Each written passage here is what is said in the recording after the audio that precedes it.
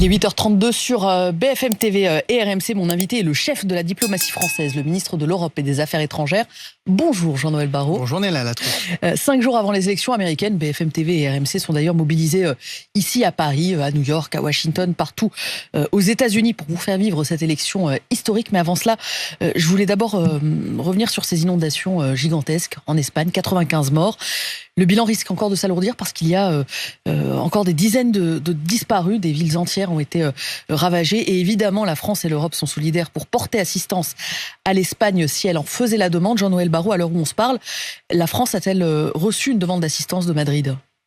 C'est évidemment une tragédie absolue et la France a exprimé hier sa solidarité vis-à-vis du peuple espagnol, a exprimé ses condoléances aux familles des victimes, à leurs proches et a proposé à l'Espagne de l'aide et 250 pompiers se tiennent prêts à intervenir dès lors que l'Espagne acceptera cette demande.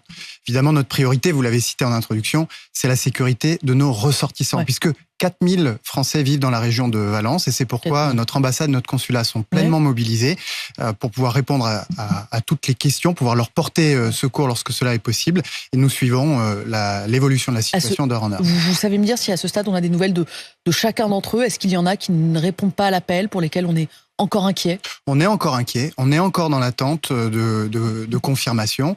On n'a pas eu de nouvelles tragiques à ce stade, mais malheureusement on ne peut pas l'écarter. C'est pourquoi les équipes sur place sont pleinement mobilisées. Je veux leur rendre hommage parce qu'elles sont face à une situation extrêmement complexe et elles sont mobilisées de jour comme de nuit. Donc consulat et ambassade en Espagne pour répondre aux Français sur place. À Paris, pour les proches, il y a des dispositifs, une cellule de crise qui a été ouverte, pas encore ? Il y a un centre de crise et de soutien rattaché au ministère des Affaires étrangères qui, en lien avec l'ambassade et le consulat, s'assure que toutes les réponses peuvent être apportées. Ce que le consulat a fait jusqu'à présent, c'est d'orienter les personnes qui rencontrent des difficultés ou qui sont dans une situation d'urgence vers les numéros dédiés pour que les secours espagnols puissent leur porter assistance le plus rapidement possible. Jean-Noël Barrot, vous êtes revenu du Maroc ce mercredi soir, hier, après une visite d'État de 3 jours avec le président de la République, des accords signés dans plusieurs domaines économiques pour un montant évalué jusqu'à 10 milliards d'euros, visite importante qui scelle la réconciliation entre Paris et Rabat. Et il a fallu pour cela que la France fasse évoluer sa position sur le Sahara occidental, que la France réaffirme la souveraineté marocaine sur ce territoire disputé. Vous avez d'ailleurs présenté au Maroc une nouvelle carte de la diplomatie française qui englobe le Sahara occidental dans le Maroc. Jean-Noël Barrot, pourquoi ce virage de la diplomatie française ? La France soutient depuis 2017 ce que l'on appelle le plan d'autonomie présenté par le Maroc pour la région du Sahara occidental. Ce plan suscite un consensus de plus en plus large de la communauté internationale, y compris au sein de l'Union européenne. Et considérant tout cela, le président de la République a décidé, le 30 juillet dernier, de préciser encore notre position. Et c'est cela qui s'est concrétisé lors de cette visite d'État historique par la présentation de cartes actualisées tenant compte de cette évolution de la position française. Le Sahara occidental, pour bien présenter ce que c'est un territoire qui se trouve en fait au sud du Maroc, entre le Maroc et la Mauritanie, qui était une colonie espagnole et dont le Maroc revendiquait donc la souveraineté. Vous dites que le consensus international a évolué en la matière. C'est vrai de la part de certains pays qui ont fait évoluer leur position. Mais les Nations Unies considèrent toujours ce territoire comme non autonome. Le Maroc, d'ailleurs, s'était engagé sur un référendum pour consulter les populations sahraouies, pour savoir si elles souhaitaient être marocaines ou indépendante. Ce référendum n'a jamais eu lieu. Et juste avant ce voyage historique, la Cour de justice de l'Union européenne a invalidé des accords de pêche et d'agriculture avec le Maroc en disant, très basiquement, si vous pêchez du poisson, si vous produisez des fruits et légumes dans le Sahara occidental, il doit y avoir une mention produit au Sahara occidental et non pas produit au Maroc. C'est-à-dire que la France a fait un choix qui est indépendant de ce que disent les instances au fond internationales. Oh, mais vous savez, je le disais tout à l'heure, c'est aujourd'hui plus de 20 pays européens qui ont adopté une position très similaire à la France. Quelle est-elle cette position ? Elle consiste à dire qu'il faut, pour cette région du sud du Maroc, qu'il faut trouver une solution politique durable, qui soit juste, qui soit acceptable pour toutes les parties, qui soit scellée sous l'égide des Nations Unies. Mais ce que nous disons aussi, c'est que la seule voie pour y parvenir aujourd'hui, c'est le plan d'autonomie du Maroc. Et pour cela, eh bien, il faut que le Maroc poursuive son travail de conviction auprès des Nations Unies, qu'il puisse à une échéance qui lui appartient, présenter les détails de ce plan d'autonomie. Et ce que nous voulons, c'est l'accompagner dans cette voie au bénéfice des populations du Sahara Jean-Noël occidental. Barrot, si je me faisais l'avocat du diable, je vous dirais quelle différence au fond entre des populations sahraouis qui réclament leur autonomie et le Maroc qui réclame la souveraineté sur ce territoire et la situation de la Crimée que la Russie revendique. Est-ce que vous ne créez pas un précédent dangereux avec cette reconnaissance indépendamment de ce que disent les Nations Unies? Non, je ne crois pas qu'on puisse comparer les deux situations. Il faut regarder la composition des populations qui habitent aujourd'hui le Sahara occidental. Il est vrai qu'il y a un débat, qu'il y a une question qui est posée, mais je le redis, et c'est ce que nous considérons depuis 2017, mais nous l'avons précisé le 30 juillet dernier, la seule voie pour parvenir à une solution politique durable et juste au bénéfice des populations locales, c'est ce plan d'autonomie présenté par le Maroc. Sur un autre dossier, le dossier migratoire, est-ce que vous vous félicitez d'une coopération retrouvée avec Rabat? Le ministre de l'Intérieur faisait partie de cette délégation et on a pu assister à cette déclaration commune avec son homologue marocain. Je ne voudrais pas réduire cette visite historique à la question des OQTF. C'est une question importante, mais ça n'est pas la seule, bien heureusement. C'était une visite majeure qui va marquer l'histoire de nos deux pays. Mais c'était un sujet important. Qui a été l'occasion d'ouvrir un nouveau livre. Ce sont les termes que le roi du Maroc a utilisés. La question des mobilités est un chapitre qu'il nous faut traiter. Sur la question des retours de l'exécution de ces OQTF, nous avons déjà progressé avant même cette visite, nous allons continuer. Sur la question de la mobilité des talents de part et d'autre de la Méditerranée, là encore, nous devons progresser car il existe des liens très forts entre le peuple marocain et le peuple français. Sur l'immigration, pardon d'insister, mais Bruno Retailleau veut nommer un émissaire pour négocier avec les pays d'origine la réadmission de leurs ressortissants. Pardon, mais est-ce que c'est pas le rôle de votre ministère à vous? C'est pas le rôle de la diplomatie française de négocier avec les autorités étrangères? Mais vous avez raison de dire qu'il y a un ambassadeur dont la responsabilité est de coordonner le volet diplomatique de notre politique migratoire, qui est un des volets importants. Il réinvente l'eau tiède, Bruno Retailleau, si j'osais l'expression? Non, nous travaillons de manière très étroite. C'est un sujet dont il a voulu s'emparer et sur lequel d'ailleurs sur lequel nous avons pu échanger, mais nous avons des idées très claires sur le sujet. Et d'ailleurs, l'ensemble des postes du réseau diplomatique de la France est aujourd'hui mobilisé pour que cette politique migratoire soit un succès, c'est-à-dire qu'on puisse éloigner les étrangers en situation régulière, mais qu'on puisse aussi favoriser les mobilités des talents entre les pays d'origine et la France. Deux images qui ont marqué cette visite. La première, celle du roi Mohamed VI, se déplaçant difficilement, assez aminci, s'appuyant sur une canne. Ces images suscitent beaucoup de commentaires et beaucoup d'interrogations. Vous, comment vous l'avez trouvé? Alors, pardon de vous contredire, mais ce sont trois images qui ont marqué cette visite d'État. La première, c'est la ferveur populaire dans laquelle le président de la République a été accueilli. Ça, c'est une façon de ne pas me répondre, Jean-Noël Barrot. J'y viens. La deuxième, c'est l'ovation qui a été réservée par le Parlement marocain au discours du président de la République. Et la troisième image, c'est la joie des Français du Maroc de voir cette relation entre nos deux pays refondée et projetée pour les décennies à venir. Mais comment vous avez trouvé le roi du Maroc, Mohamed VI? Il ne m'appartient pas de commenter la santé du roi du Maroc. Vous ne l'avez pas trouvé affaibli? Vous avez pu le voir de près? Vous l'avez trouvé en forme? Je vous assure, Naïla Latrousse, qu'il ne m'appartient pas de discuter ni de commenter de la santé du roi du Maroc. Pour tout vous dire, on s'est posé la question de est-ce qu'il fallait traiter ce sujet-là, et puis on s'est dit la semaine où Michel Barnier fait la transparence sur son opération, l'année où Joe Biden renonce à la présidence américaine pour des raisons de santé, il n'y avait pas lieu de faire un distinguo dans le traitement entre des dirigeants occidentaux et des dirigeants orientaux. C'est pour ça que je me permets de vous reposer la question, comment vous l'avez trouvé? Et c'est pour ça que je me permets de vous rappeler à ces images très fortes qui ont marqué cette visite. Je n'aurai pas de réponse. J'ai l'ovation au Parlement, la joie des Français du Maroc. Est-ce que la visite n'est pas gâchée aussi par la présence de Yassine Bellatar? Je ne sais pas si vous avez lu la presse française ces derniers jours. Il en a été énormément question. Qu'est-ce qu'il faisait là? Voilà un sujet qui est totalement insignifiant et ne comptez pas sur moi pour commenter la composition de la délégation qui a accompagné le président de la République. D'abord parce que ça serait trop loin. D'abord parce que ça serait trop long. Est-ce que vous avez été gêné par sa présence? Et ensuite parce que si vous le souhaitez, je suis à votre disposition pour vous détailler les contrats qui ont été signés par Suez, par Engie, brièvement, Jean-Noël Barrot, Aegis, vous pouvez dire oui ou non. Alstom, vous pouvez dire brièvement, j'ai été gêné, je n'ai pas été gêné par sa présence. C'est pas oui ou non, avez-vous été gêné par sa présence? Je refuse qu'une visite aussi historique soit éclipsée par des détails aussi insignifiants. Et ça a été le cas, en partie. Pas du côté marocain, en tout cas au Maroc, on n'en a pas entendu parler. Je n'aurai pas de réponse non plus là-dessus. Jean-Noël Barrot, dans 5 jours et quelques heures, le scrutin sera clos aux États-Unis. Donald Trump, Kamala Harris, qui pour succéder à Joe Biden, c'est un feuilleton qui tient en haleine la planète entière et sans doute aussi la diplomatie française. Car évidemment, selon la victoire de l'un ou de l'autre, les conséquences ne seront pas les mêmes sur le plan commercial, économique, géopolitique, écologique, sur les terrains de guerre évidemment. Y a-t-il un scénario que la France craint particulièrement, Jean-Noël Barrot, ou si on pose la question différemment, un scénario qu'elle espère?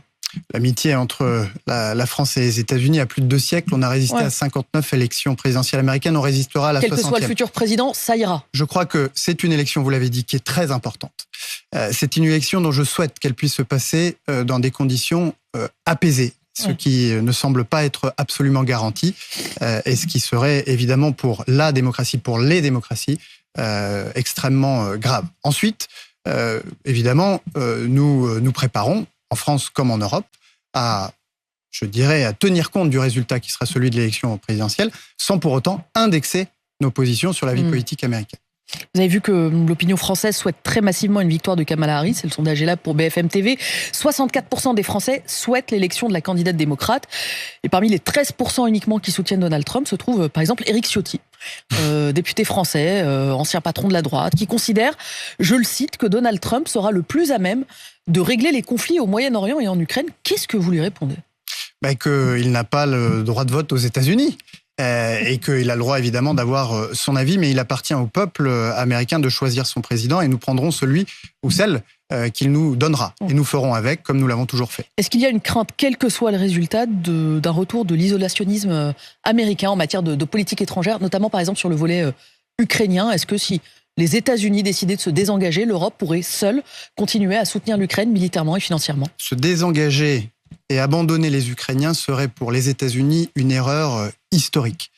Ce serait oublier que Vladimir Poutine est aujourd'hui très affaibli. Ce serait prendre le risque de déstabiliser les cours de l'énergie et des céréales au niveau mondial. Et ce serait surtout encourager les envahisseurs à envahir leurs voisins, les uns à envahir les autres. Et cela, les États-Unis, qui sont quand même très attentifs, y compris en Asie, à ce type de situation, ne peuvent pas s'y résoudre. Mais on s'y prépare à devoir faire seul dans le soutien à l'Ukraine? L'Europe, dans ce contexte, et quel que soit le résultat de l'élection européenne, doit effectivement se réveiller. Elle doit se doter d'une assurance vie pour pouvoir assurer sa propre sécurité et celle de son voisinage. C'est ce que la France dit depuis 7 ans. Nous avons commencé à bâtir les conditions de cette autonomie, de cette capacité, ne serait-ce qu'à nous approvisionner en matériel militaire européen. Et il nous faudra accélérer, ça sera peut-être un moment de vérité pour l'Europe. Jean-Noël Barrot, une partie de ce qui se passe au Proche-Orient semble liée à l'élection américaine. Un certain nombre d'observateurs fondent un grand espoir dans cette période de trêve qui pourrait s'ouvrir à partir du 5 novembre entre l'élection d'un président ou d'une présidente américaine et son installation au mois de janvier prochain. Quel rôle la France joue dans tout cela? On a l'impression d'avoir un peu perdu la main. Est-ce que sur le Liban, par exemple, la France a encore un rôle à jouer? Je ne peux pas vous laisser dire ça, puisque 1 mois après le début des opérations terrestres au Liban, c'est la France qui a accueilli la semaine dernière la première conférence internationale de soutien à la population et à la souveraineté du Liban.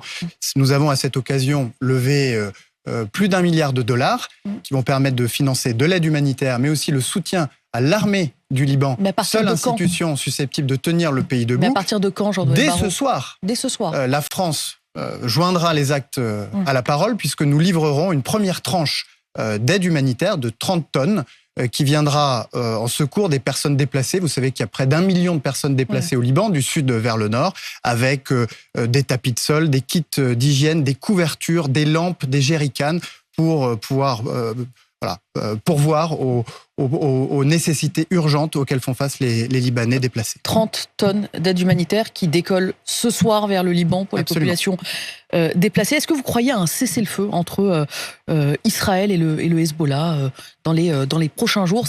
C'est évoqué notamment par le nouveau chef du Hezbollah, même s'il semble considérer que les conditions ne sont pour l'instant pas réunies. Nous y travaillons activement, puisque vous savez qu'il y a 1 mois, la France et les États-Unis ont mis sur la table une formule de trêve suivie d'une application des résolutions du Conseil de sécurité permettant une paix durable des 2 côtés de la ligne bleue qui sépare le nord d'Israël du sud du Liban. Et dans le même temps, le Hezbollah se dit prêt à poursuivre aussi ses frappes pendant encore des mois. Bien sûr, et donc il nous faut, nous, Français, américain, convaincre les deux parties qu'il existe un chemin qui est celui de la diplomatie. Mais il y a un cessez-le-feu à portée de main, là, à l'heure où on se parle, c'est un scénario qui est plausible, qui est le plus plausible pour vous? Et vous savez, dans les périodes de guerre, la paix n'est jamais certaine. C'est pourquoi la diplomatie doit redoubler d'efforts pour convaincre les belligérants qu'il faut que les armes, qu'il faut que la force cède la place au dialogue et à la négociation.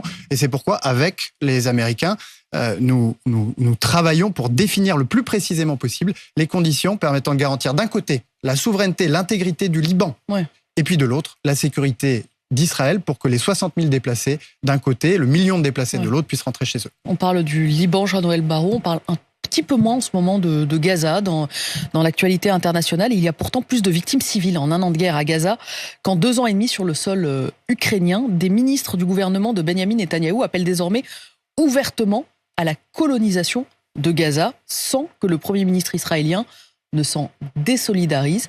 Est-ce que ça vous choque? Est-ce que c'est une ligne rouge pour la diplomatie française que la réintégration de la bande de Gaza dans le territoire israélien? Bien sûr que cela me choque. La colonisation agressive à l'œuvre depuis 2 ans, sous les incitations, les encouragements de certains ministres du gouvernement Netanyahou, est une violation manifeste du droit international, ce qui a conduit la France d'ailleurs à prendre des sanctions à titre national contre 28 entités, individus s'étant rendus coupables ou complices de colonisation dans la bande de Gaza. D'entendre aujourd'hui qu'il faudrait coloniser le nord de Gaza, c'est évidemment quelque chose qui me choque et c'est un propos qui est extrêmement grave et qui nuit à la seule solution susceptible de garantir durablement à Israël et à son peuple la paix et la sécurité, c'est-à-dire la solution à 2 États, un État d'Israël et de Palestine, vivant côte à côte, en paix et en sécurité. Quel est le jour d'après à Gaza? Il y a un projet de trêve d'1 mois qui est mis sur la table par des médiateurs. Il se passe quoi ensuite? Avant même Cet le jour État d'après, palestinien que vous évoquez. Avant même le jour d'après, ce qu'il faut à Gaza, c'est un cessez-le-feu immédiat. La disparition, la mort de Yahya Sinwar, qui était l'architecte de l'attentat terroriste du 7 octobre, doit être le moment de tourner la page de ces opérations militaires d'ampleur à Gaza. Trop de civils ont péri, trop de femmes et d'enfants ont perdu la vie, trop de destructions ont eu lieu, y compris y compris des destructions en matière patrimoniale. Ce qui s'est passé depuis un an à Gaza est dramatique et cela doit cesser. Et quant au jour d'après, eh bien la seule solution possible, c'est celle qui consiste à avoir 2 États qui vivent côte à côte avec des garanties de sécurité pour chacun. Un dernier mot, Jean-Noël Barrot, de l'Institut d'études politiques de Strasbourg, qui a annoncé hier suspendre son partenariat avec une université de Tel Aviv au regard, je cite le communiqué, de ses positions profondément bellicistes et dénuées de toute perspective humaniste. Est-ce que c'est la seule liberté et responsabilité des établissements? On voit que des pressions se multiplient, par exemple à Sciences Po Paris également, pour dénoncer ce type de partenariat, ou est-ce que vous voyez une forme regrettable d'importation du conflit sur notre territoire? C'est une décision qui est affligeante et qui me désole profondément. L'université, c'est le lieu du débat, de la tolérance, de l'ouverture sur l'autre. C'est le temple de l'esprit critique. Je suis moi-même universitaire et je tiens fondamentalement à ce que ces principes puissent être respectés. Je rappelle d'ailleurs que ce n'est pas cette université qui aujourd'hui bombarde au Liban ou à Gaza, et que c'est d'ailleurs dans les universités israéliennes que l'on trouve les plus fervents partisans de la paix et de la solution à 2 États. Merci Jean-Noël Barrot d'être venu à ce micro ce matin. Je rappelle ce que vous venez de nous annoncer à l'antenne de BFM TV et RMC ce soir. 30 millions de tonnes. 30 tonnes. 30 tonnes, pardon. 30 millions, c'est beaucoup, vous avez raison. 30 tonnes d'aide humanitaire qui part pour le Liban, pour les populations déplacées. Je rappelle aussi les nouvelles que vous nous donniez pour les Français qui se trouvent dans la région de Valence. Le consulat est en lien avec eux et on essaye d'identifier où se trouve chacun d'entre eux, et évidemment de rassurer leurs proches en Espagne ou en France qui peuvent s'inquiéter. Consulat d'Espagne, le numéro trouvable sur Internet et j'imagine sur le site du Quai d'Orsay. Absolument. Pour tous ceux qui s'interrogent. Merci encore, Jean-Noël Barrot, ministre des Affaires étrangères et européennes. Je vous souhaite une bonne journée à vous et je souhaite une bonne journée à tous ceux qui nous regardent et qui nous écoutent.